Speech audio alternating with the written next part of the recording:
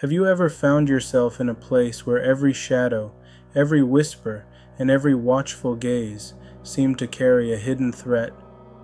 That's the feeling I couldn't shake during my time in the Air Force. I expected a challenging, rewarding experience filled with camaraderie, discipline, and growth. Instead, I encountered an atmosphere so thick with fear and paranoia that it transformed my life into a waking nightmare. This is my story, a descent into isolation, suspicion, and the unexplained, where reality itself began to slip through my fingers. When I first enlisted, my heart was full of pride and anticipation. Joining the Air Force had always been a dream, a chance to serve and push myself to new limits. My family beamed with pride, and I was ready to face whatever challenges came my way. Those first few days were intense but exhilarating, with early wake-up calls, rigorous drills, and a sense of unity among the recruits. We were all strangers thrown together in a high-pressure environment, and the shared struggle forged a bond between us. I thought I'd finally found a place where I belonged. There was something thrilling about the intensity of it all.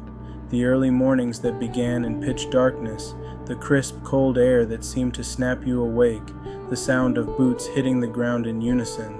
It all felt like a ritual that stripped away the ordinary and replaced it with purpose.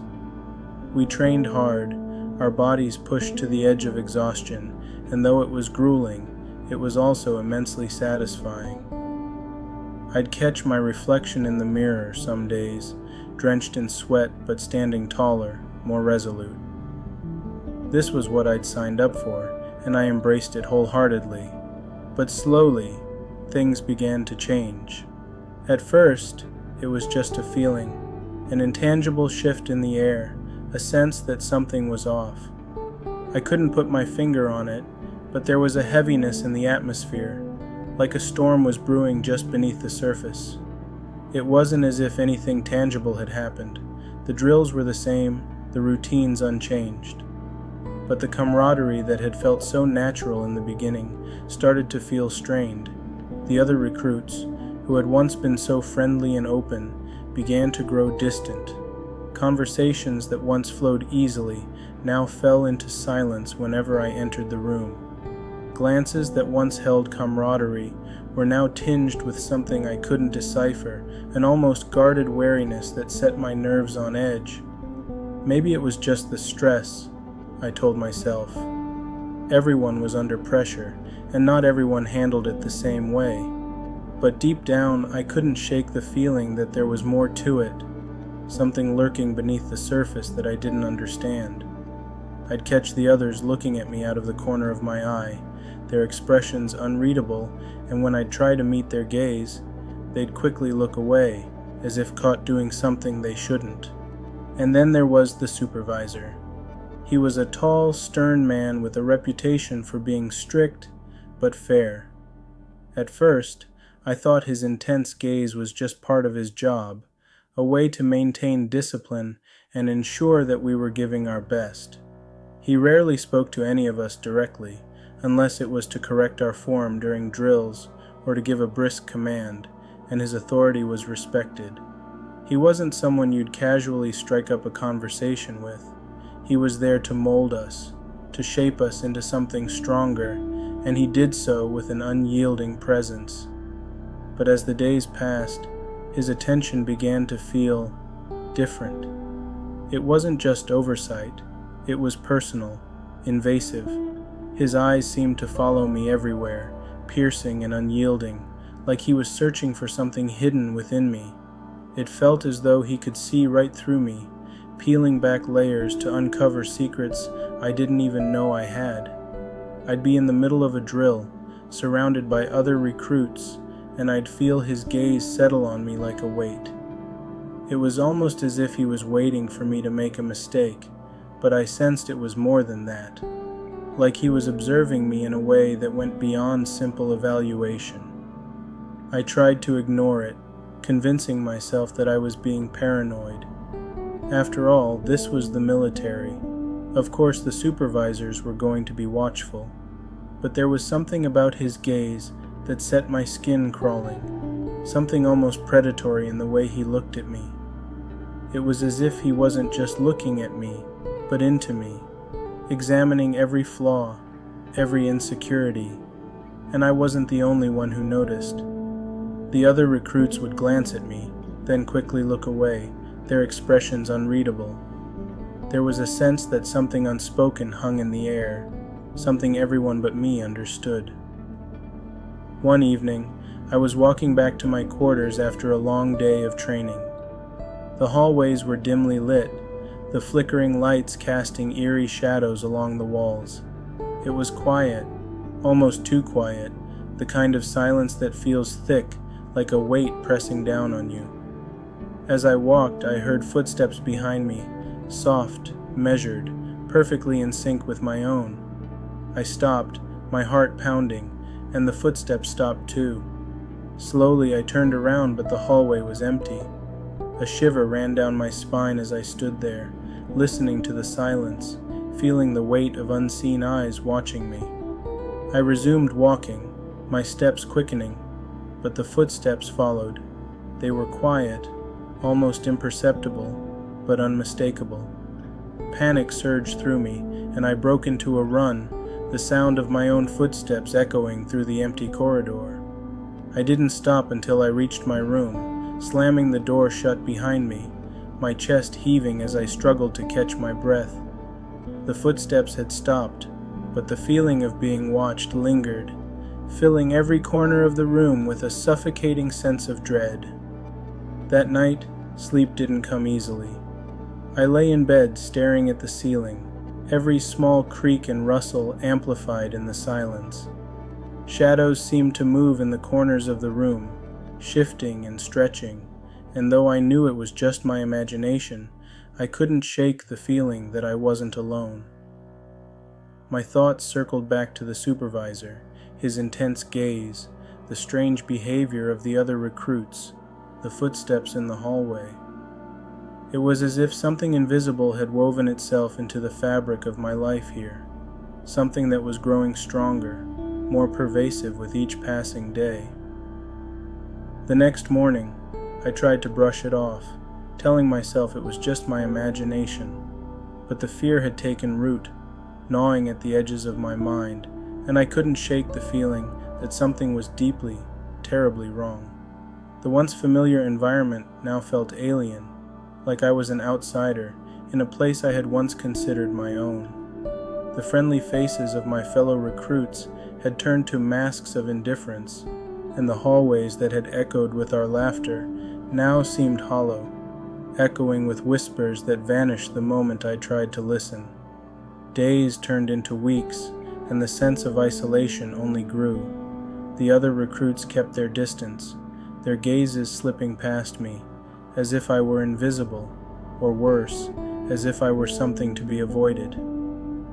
The few times I tried to initiate conversation, I was met with polite but detached responses, as if they were humoring me rather than engaging with me.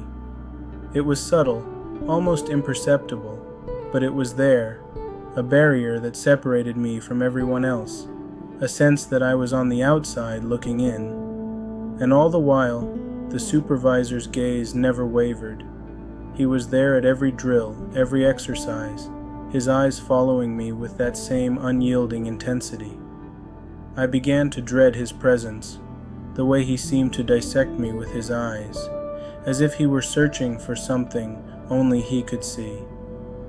There was a part of me that wanted to confront him, to demand to know why he was singling me out, but fear held me back. Fear of what he might say, of what I might uncover if I dared to ask. As the days wore on, the footsteps returned, sometimes in the middle of the night, echoing outside my door, stopping just before reaching it. The whispers grew louder, filling the silence of my room with a presence I couldn't ignore. They weren't just random sounds anymore. They seemed to be calling to me, drawing me deeper into the shadows with promises I couldn't understand. I began to wonder if I was losing my mind. The isolation, the whispers, the constant feeling of being watched. It was as if the very walls of the barracks were closing in on me, suffocating me with a silent, unseen menace. Every day became a struggle to hold on to my sanity, to remind myself that this was real, that I wasn't imagining things. But the fear had taken root, and no matter how hard I tried to fight it, it continued to grow, feeding on my doubts and insecurities. I found myself withdrawing, retreating into myself as the world around me grew darker and more distorted. The people who had once been my friends now seemed like strangers, their faces blank and expressionless, their voices hollow. The supervisor's gaze became a constant presence, a weight that I carried with me everywhere I went. And in the darkness of my room, alone with my thoughts, I began to question everything I thought I knew. If you've ever felt that eerie sensation of being watched, or if this story is giving you chills, don't forget to like this video and share it with others who love a good psychological horror. Things are about to get even darker. The strange occurrences didn't stop after that night. In fact, they only intensified. My sense of isolation deepened, and it felt like the walls around me were closing in. The other recruits kept their distance, their gazes empty and unreadable whenever they looked at me. Conversations that once flowed freely now died in my presence, as though I carried some invisible mark that made me untouchable. I was alone, surrounded by people yet separated by an unbreakable barrier of silence and suspicion. It was subtle at first, like a slow drift away from everything that had once felt familiar. The shared jokes, the easy laughter, the camaraderie, one by one, those connections faded, leaving me with only silence and those blank, evasive looks. I began to wonder if I had done something wrong, if I'd somehow broken an unspoken rule, but no one would give me an answer. They just avoided me, their faces expressionless, their eyes vacant. It was as though they were ghosts, drifting through their routines without any real life behind their gazes.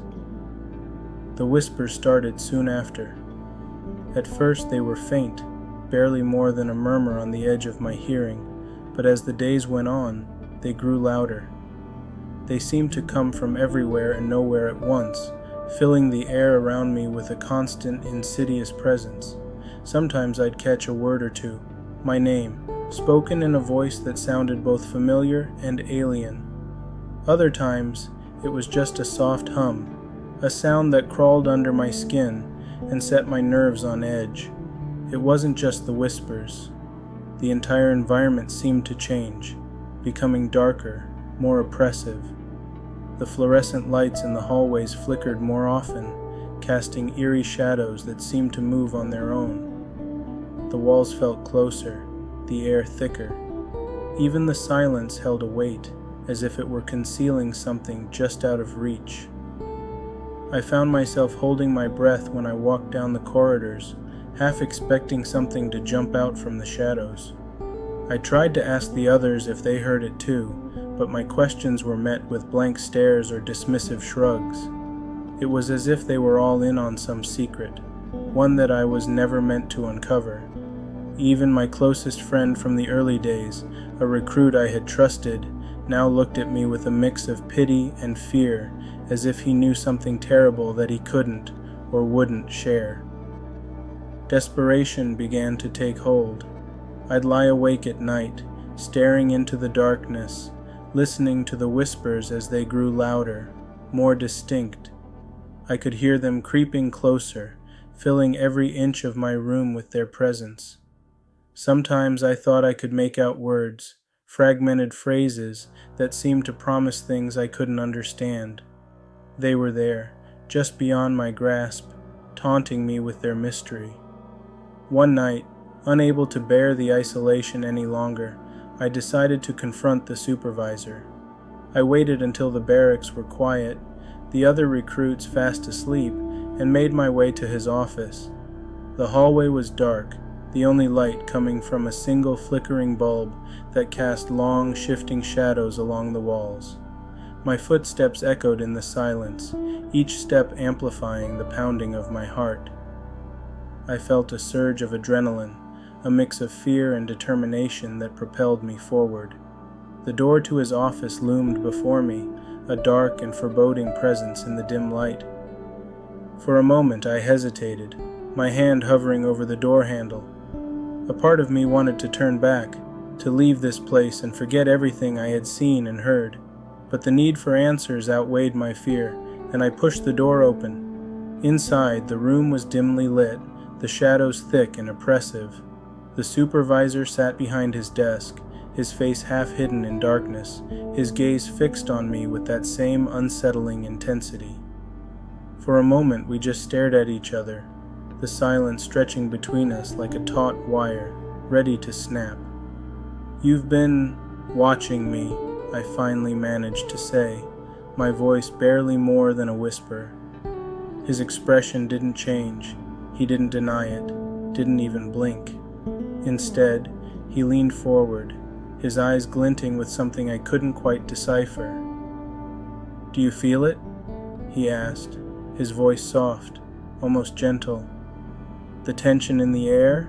The sense that there's something just beyond your reach?" I nodded, unable to trust myself to speak. The look in his eyes was hypnotic, drawing me in, filling me with a mixture of fear and fascination. "Good," he murmured, a faint smile playing on his lips. "Then you're finally beginning to understand." He leaned back, his gaze never wavering. "This place, it has a way of getting under your skin, making you see things, feel things, and once it's inside you, there's no going back." His words sent a chill down my spine, but I refused to let him see my fear. "What are you talking about?" I demanded, my voice shaking despite my efforts to stay calm. "What's happening here?" He regarded me in silence for a long moment, as if weighing his words carefully. "You're not the first to come to me with questions," he finally said, "and you won't be the last. This place, it's not like other places. There are things here that you wouldn't understand, things that defy explanation."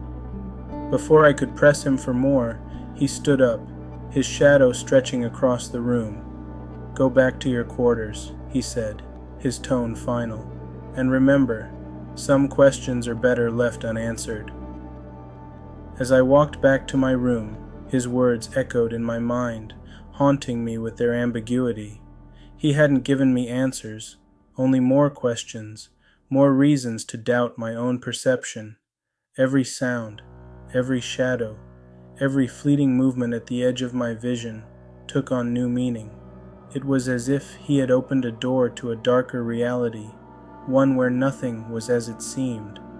The whispers were louder that night, filling my room with a relentless murmur that refused to be ignored. I lay there, staring into the darkness, feeling as though the walls were closing in on me, trapping me in this suffocating nightmare.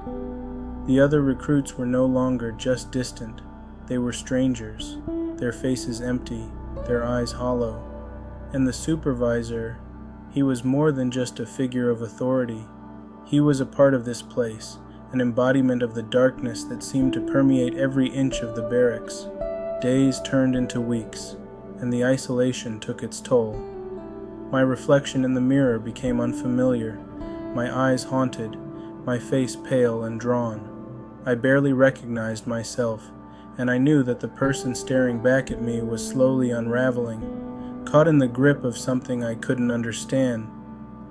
The whispers were no longer just in my head, they were a part of me, a constant presence that seeped into my thoughts, twisting them, warping them. I began to wonder if I was losing my mind. The whispers, the strange looks, the feeling of being watched, it was all too much, too overwhelming. I felt as though I were standing on the edge of a precipice, one step away from falling into a darkness that I would never escape. And yet, a part of me was drawn to it, compelled to understand, to uncover the truth that lay hidden within the shadows. Late one night, As the whispers reached a fever pitch, I found myself standing at the door to the supervisor's office once more. I didn't remember how I got there, only that something had pulled me, guided me to this place. The door was slightly ajar, and inside the shadows seemed thicker, more oppressive, as if they were alive waiting for me. I stepped inside, the door closing softly behind me. The room was empty, but I could feel his presence, a lingering essence that filled the air with an undeniable weight. I approached his desk, my fingers brushing against the cold wood, and for a moment I felt a surge of clarity, a sense that I was on the verge of understanding. But then, just as quickly as it came, the feeling vanished, leaving me standing there, alone in the darkness. The whispers were gone, replaced by a heavy silence that pressed down on me, suffocating me.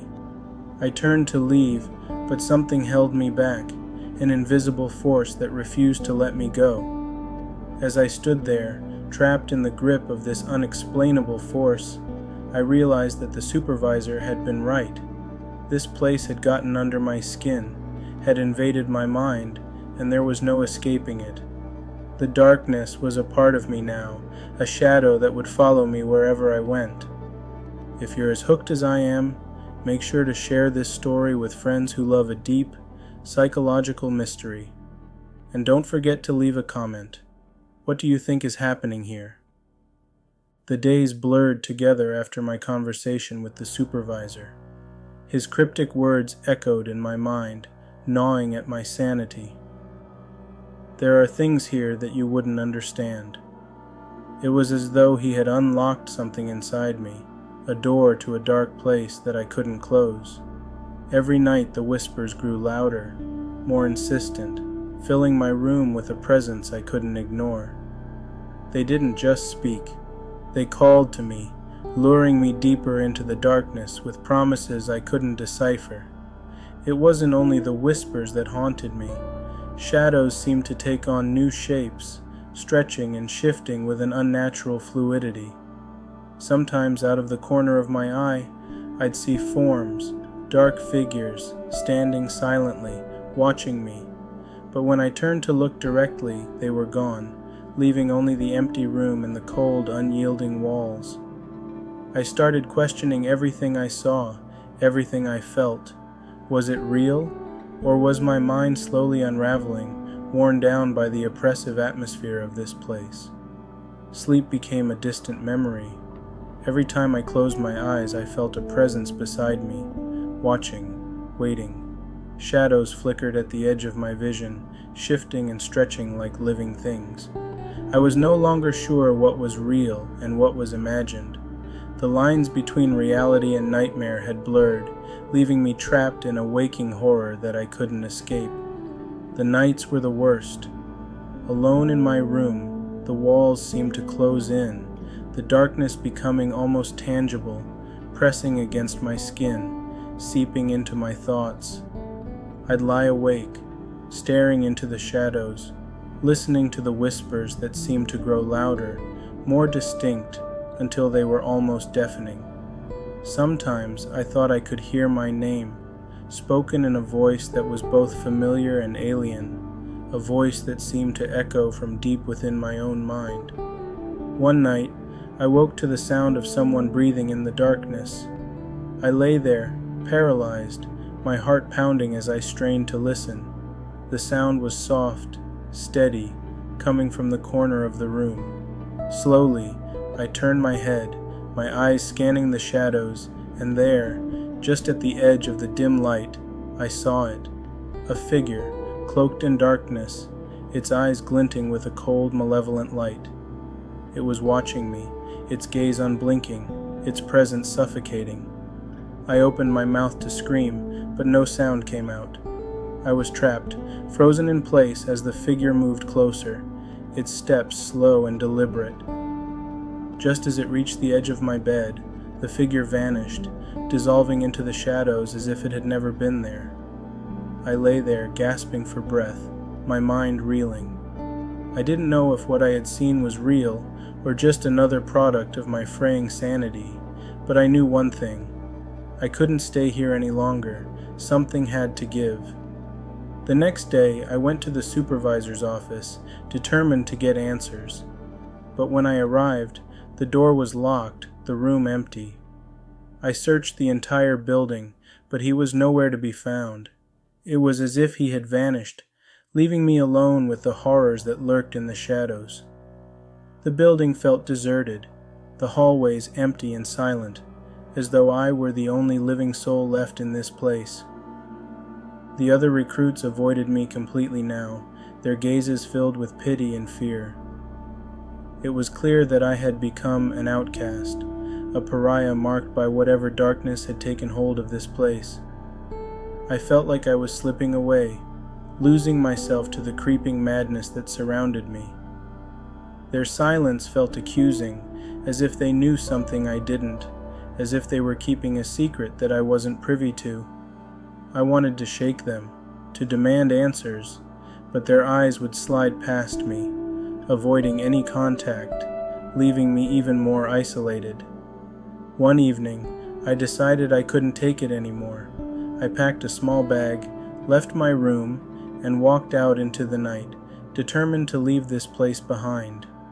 The air was thick with fog, the moon casting an eerie glow over the base as I made my way toward the exit. Every step felt like a rebellion, a defiance against the invisible chains that bound me to this place.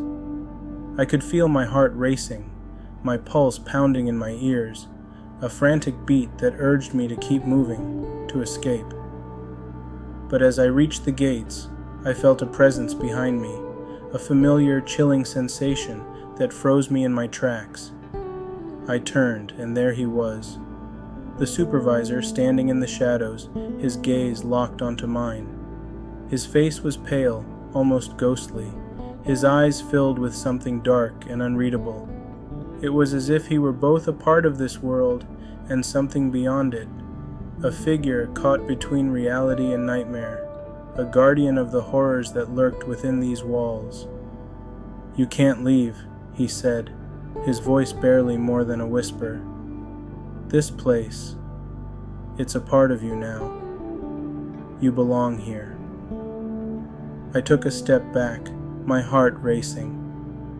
"What do you mean?" I demanded. "Why won't you let me go?" He didn't answer. Instead, he simply watched me, his expression cold and unyielding. And in that moment, I realized the horrifying truth. There was no escape. Whatever darkness had taken hold of this place had already seeped into my soul, binding me to it in ways I couldn't understand. A part of me wanted to scream, to run, but I knew it would be futile. I could feel the weight of this place, its presence wrapping around me, sinking into my bones. The supervisor's gaze held me captive, a silent reminder of the power this place held, a force that couldn't be escaped or defied. I don't remember how I got back to my room. The next thing I knew, I was lying in bed, staring at the ceiling, my mind numb, my body weighed down by an overwhelming sense of dread. The whispers were louder now, a constant, insistent murmur that filled my thoughts, drowning out everything else. They were no longer just sounds. They were a part of me, a voice that echoed within my own mind. Days turned into nights, nights into days, but time had lost all meaning. I was trapped in a loop, a nightmare that I couldn't wake up from. The shadows became my only companions, dark shapes that drifted through the room, silent and watchful. I could feel them watching me, their eyes piercing through the darkness, seeing things I couldn't, knowing things I would never understand. Every time I tried to leave, the supervisor was there, standing in the shadows, his gaze locking onto mine, a silent reminder that I was bound to this place. The gates were closed to me, the outside world a distant memory, a dream that I could no longer touch. I was a prisoner, trapped by forces I couldn't fight, held captive by the whispers and shadows that filled my world. The realization settled over me like a shroud, a cold, unyielding certainty. I was a part of this place now, a fragment of the darkness that filled it, a shadow among shadows. And there was no escape. If this story has left you as haunted as it has left me, make sure to subscribe to Nightmare Narratives and hit the notification bell so you never miss another chilling tale. The darkness is always closer than we think. If this story has left you as haunted as it has left me, make sure to subscribe to Nightmare Narratives and hit the notification bell so you never miss another chilling tale. The darkness is always closer than we think.